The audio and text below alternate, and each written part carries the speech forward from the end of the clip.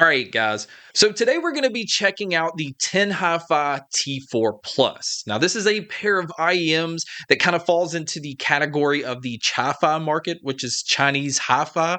And this is a good place to try to find IEMs because usually they're not very expensive. In fact, the T4 Plus comes in at $119.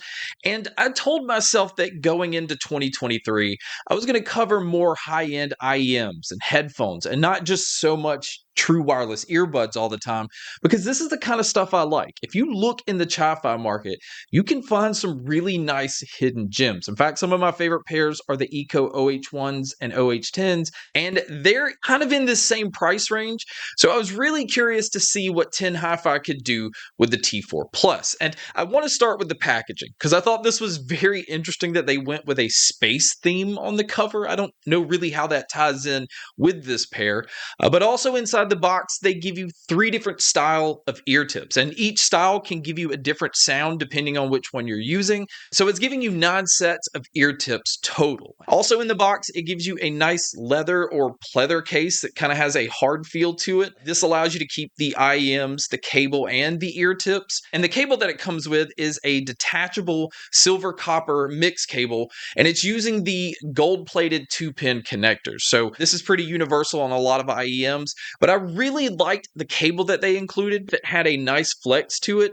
And with these IEMs being the pair that's more relying on the ear tips to keep them in your ears and not so much the body of the IEM, it's important not to have a stiff wire so that it's not pulling them out with every movement that you make. I found these to be extremely comfortable. I could wear them for a long period of time and it didn't irritate my ears. And the IEMs themselves are actually using a 10mm 3rd gen CNT driver, and that is a carbon nanotube driver. It also is using N54 external magnets. It has a brass body, and it also has a wooden faceplate on the outside. And on top of that, it's also using a copper-clad aluminum wire voice coil. And all of these decisions, even the outside, that wooden faceplate, all of this affects the audio quality. You can tell that they put a lot of thought into these because of the way that they wanted them to sound. Now, because this isn't a pair of true wireless earbuds, I don't have to talk about a mic test. I don't have to talk about a waterproof rating or controls. So we get to jump right into the sound. And the first thing that I want to say is it does have an impedance level of 32 ohms. So I found it very easy to drive from just whatever device that I want to plug it into. You don't have to have an amp to get decent amount of volume. But if you really want to get the most out of the sound, I do recommend getting an amp. It doesn't even have to be some high-end amp. In fact, I use an ARC MK2, and that was more than enough to pull out a lot of things from these IEMs. But out of the box, the way that they sound, it is extremely clean. It's clear.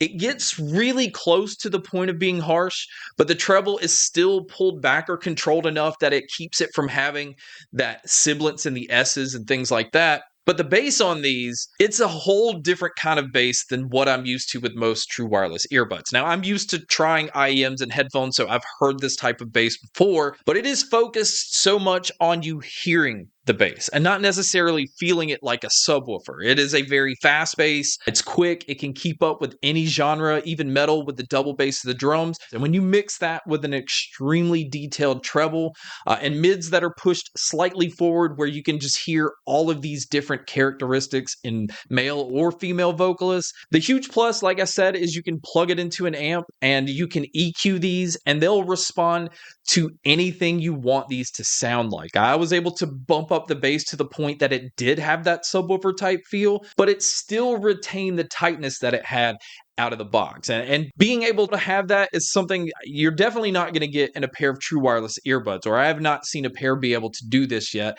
And that's what makes it kind of refreshing to go back and try a pair of IEMs like this. It's just so much different than what the mainstream like consumer market is getting to be able to choose from when it comes to earbuds and headphones. This is a very detailed sound that I can't stress enough how awesome it is to go through your music library and hear all of these subtle sounds that you're not normally hearing. Now, when it comes to the soundstage and the sound imaging, this isn't an extremely open sounding earbud. It doesn't make me feel like I'm in some concert hall, but I still do feel like I'm in a large size room.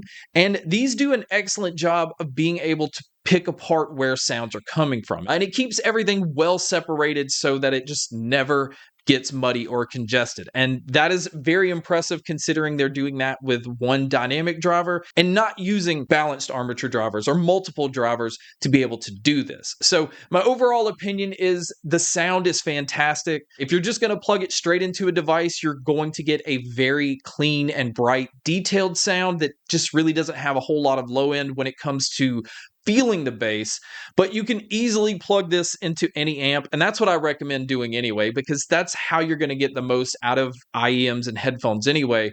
You can get it to have this really full-bodied sound that still retains all of the tightness in the lows, the mids, and the highs. Yeah, this is an easy recommendation at $119. This is one of those that I have seen other bigger name brand IEMs charge $500 plus for. So if you're looking to try something that's kind of giving you that audiophile type sound, this is one that I easily recommend. And because it allows you to go back and have this over the top like consumer curve if you want to EQ it that way. So guys, that wraps up my video on the TinHiFi T4 Plus. Thank you so much for checking out this video. Thank you so much for checking out all the other videos. And as always, make sure to stay tuned for more.